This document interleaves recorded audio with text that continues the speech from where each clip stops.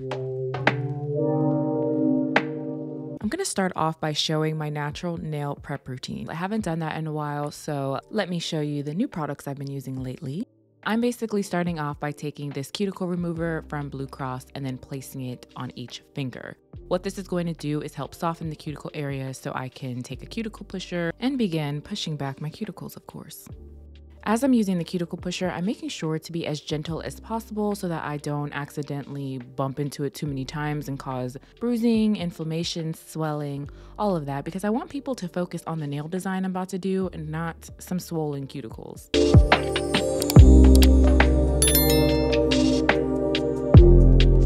Once I'm done pushing back my cuticles, I am actually going to flip this tool to the other side and scrape off any of the dead skin that is on my nail plate still. What this will feel like is you're scraping off old tape from your nail though. And then once I'm done doing that, I'm going to take these cuticle nippers and trim off any dead skin that still remains on the nail plate.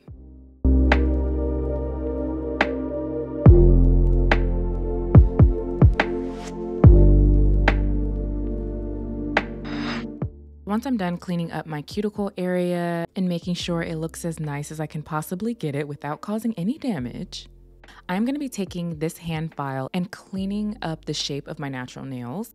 Unfortunately, my natural nails have broken off significantly because I left them what I call uncovered for a long period of time. I personally need to have something on my nails pretty much at all times. It can be a strengthening treatment, a layer of builder gel, hard gel. It has to be something on here, or my nails will just simply break off, especially if they're in a square shape. So I'm actually going to change my shape to a more rounded look, I guess you can say, to see if they grow better, faster, healthier, etc. without breaking off. So I'll let you guys know how that goes, and we'll go keep you updated on my nail regrowth journey, I guess you can say.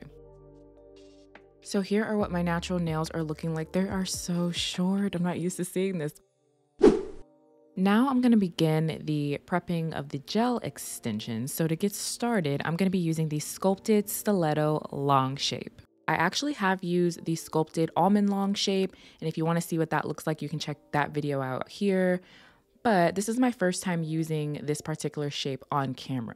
So a little thing that I have noticed with opera tips is that the sizes do vary slightly from shape to shape or length to length. So even if you are one size in one shape, don't assume that you are going to be that same size in another shape or length.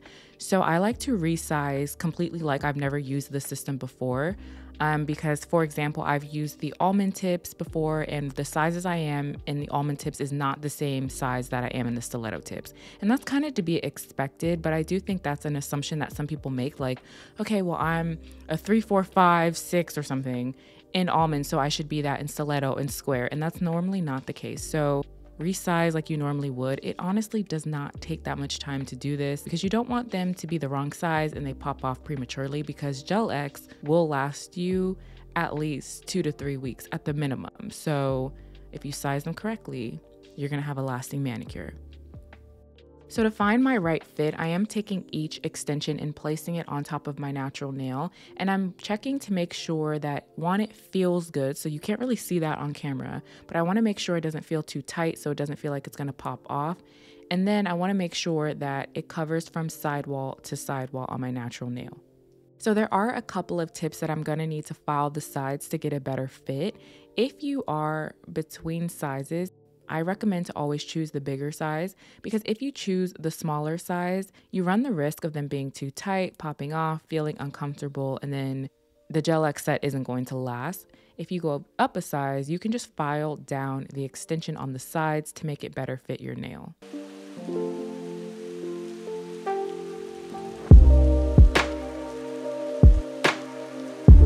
So since I will not be using a drill at all in this video, I'm going to show you how you can prep the inside of the extensions. So typically you all see me take an E-file and a sanding band at this point and then start etching the inside of the extensions with that. But you actually don't have to use an E-file to do that. So you can chemically etch the inside of these extensions with Opre's Gel X Prep, which comes in a silver bottle. So if you all seen my last Opera first impressions video, you know that I bought the wrong product to chemically etch the inside of the extensions, but now I have the right product in. So I'm going to show you how this works. So you see these numbers at the bottom here. Once I start applying that Gel X Prep liquid, the numbers start to disappear. So I'm going to actually treat this liquid just like I would the e-file and place the primer all the way up to where my natural nail stops. And what this will do is in the later steps give me a guide of how far up I need to place the gel glue so that I apply just enough to fully cover the natural nail. So as the primer is starting to dry, I'm actually going to switch over to prepping my natural nails. And the first thing I'm going to do is apply this dehydrator. So you actually don't have to use this exact product to dehydrate your nails. You can use alcohol, acetone, whatever product you do decide to use. Make sure that it just leaves the nail plate nice and dry. Next up, I'm taking this primer. This one is also from Opera, and this one comes in a gold bottle. So the one that actually etched the inside of the extension comes in a silver bottle, and the primer for your natural nails comes in this gold bottle. So if you were confused like I was in the previous video, now you know the difference. So I'm just applying this to each of the nails and then let it dry for a few seconds. After those few seconds are up, I am going to take the Opera Extend Gel now and place a thin layer of this to each of the natural nails.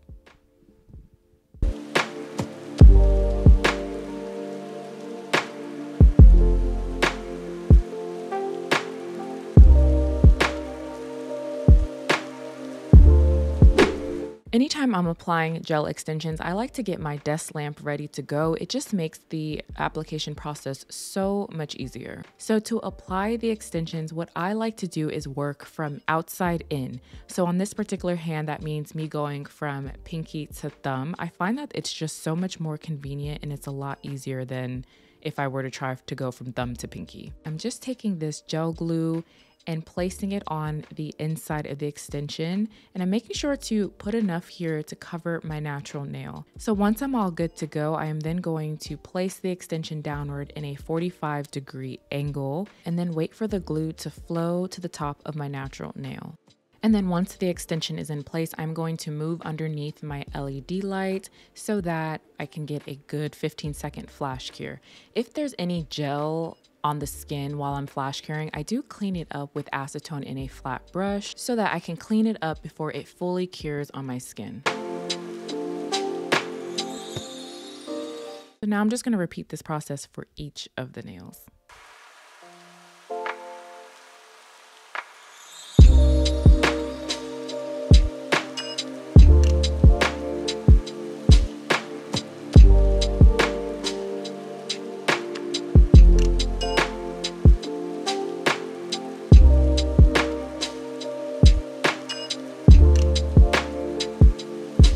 So once the extensions are all on, I'm going to fully cure this in my big lamp for about 60 seconds. So I like to clean the underside of my extensions with alcohol. You don't have to do this step because if you do, you can see here that it turns the underside of the extension a frosty color. You can use acetone instead, a small amount so it doesn't melt the extension, and it won't do that. But for me, it's not that big of a deal because I am going to be painting over top of it. But if you're doing a design where you need those super clear tips, don't do this step. The reason why I'm doing this is because the gel glue we use to apply the tips is not no wipe. So if you get any of that glue, even if it's the smallest amount, slightly above the natural nail and onto the extension, it's going to catch any of the dust that comes from shaping and filing the extensions once they're on. So to make sure that the dust isn't getting trapped into that glue, I'm using the alcohol to remove the tacky layer of the gel. So I am going to do just a tad bit of shaping to make sure that everything looks good and up to my standard. And then once I'm done, I'm going to clean the outside of the nail with some lint-free wipes and some alcohol. So, like I mentioned earlier, we're not going to be using a drill at all. So you're used to seeing me use a e-file and then taking a small cuticle bit and then going around the edges. But you can actually seal the cuticles with acetone in a flat brush. So this actually works really well on these Opera tips in my opinion. It's very quick and cost efficient because I'm pretty sure if you're doing your nails at home, you already have acetone. So it just makes things a lot easier. So at this point, I am going to get up and go wash my hands in the bathroom. I'm not going to share that on camera today, but now I'm going to begin painting my nails. So for this video, I am going to be doing like a cherry mocha vibe. This is not D&D's cherry mocha, and I, if I'm being honest, don't love that shade, but I do really like this shade one because it looks like wine, but it also is a little bit sheer and you can build up the color. So I prefer this one over the actual cherry mocha shade by D&D.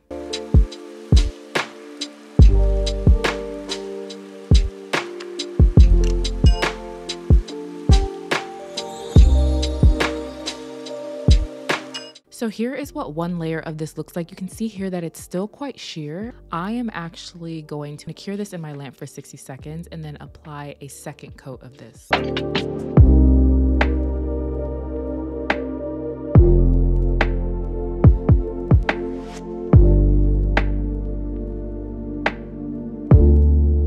So now we have 2 coats here, and I'm gonna go ahead and cure for 60 seconds. And then after that, apply D&D Top Gel. This is my first time using this one because I mentioned in a previous video that I am trying to switch up my top coats to give more of a range on this channel and stop using the exact same thing every time.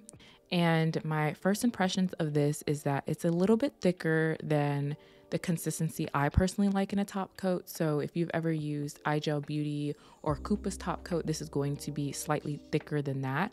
It almost reminds me of the same thickness as the Beetles top coat. So I filmed this video about a week and a half ago, and I'm sitting here doing the voiceover looking at my nails, and the top coat is actually still shiny. It looks pretty good. So I think I'm actually going to do a future video where I'm going through each of the top coats that I recently bought, and then we'll do like a battle of the top coats, seeing which ones are scratch resistant, how they look after a couple of weeks. So I'm gonna get on filming that because I think that would be kind of fun to see. But yeah, anyway, I am done applying the top coat. This does need to be cured for 60 seconds, and this is a no wipe, so it's up to you whether you wipe it or not. You don't have to technically. And here are what they look like in natural lighting. So if you enjoyed this quick tutorial, be sure to let me know in the comments down below and give this video a thumbs up. And if you are not subscribed to my channel yet, make sure you do so on your way out, and I will see you in this video here.